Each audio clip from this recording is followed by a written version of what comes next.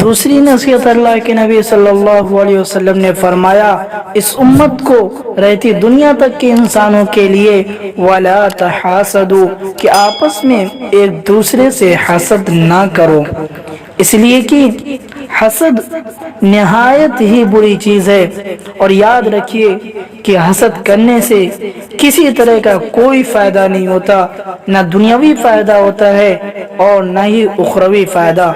حسد کیا ہے؟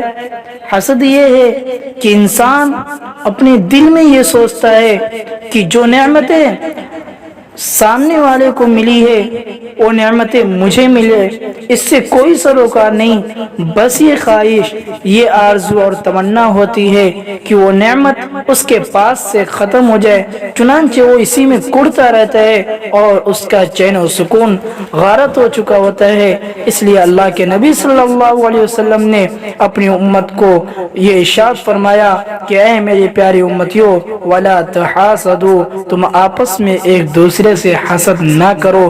یاد رکھو یہ حسد کرنا یہ امت محمدیہ کا شیوا نہیں ہے، یہ محمد عربی صلی اللہ علیہ وسلم کی امت کا عمل نہیں ہے، یہ تو پہلی قوموں میں تھا جس کی وجہ سے اللہ رب العزت نے ان قوموں کو ہلاک و برباد کر دیا، آسمان پر لے کر جا کر اللہ رب العزت کے فرشتوں نے نیچے پٹخ دیا۔ اس لیے حسد سے اپنے آپ کو بچاؤ۔ کما تأکل النار الحطب کہ یاد رکھیے جس طرح آگ لکڑیوں کو کھا جاتی ہے، اسی طرح حسد تمام نیکیوں کو کھا جاتی ہے۔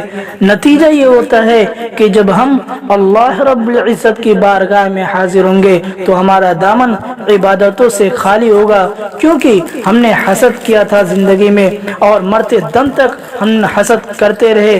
نتیجہ یہ ہوگا کہ ہمارا دامن عبادتوں سے خالی ہوگا اور ہم اس حال میں اپنے اللہ رب العزت کے سامنے حاضر ہوں گے۔ عزیز ساتھیوں، اس وقت کتنی شرمندگی ہوگی۔ اگر ہمیں اس شرمندگی سے بچنا ہے تو ہمیں اپنے آپ کو بغض، کینہ، حسد، گھمنڈ، تکبر سے بچنا ہوگا۔ ان تمام چیزوں سے دلوں کو صاف و شفاف رکھنا ہوگا اور اپنی زبان کی حفاظت کرنا ہوگا۔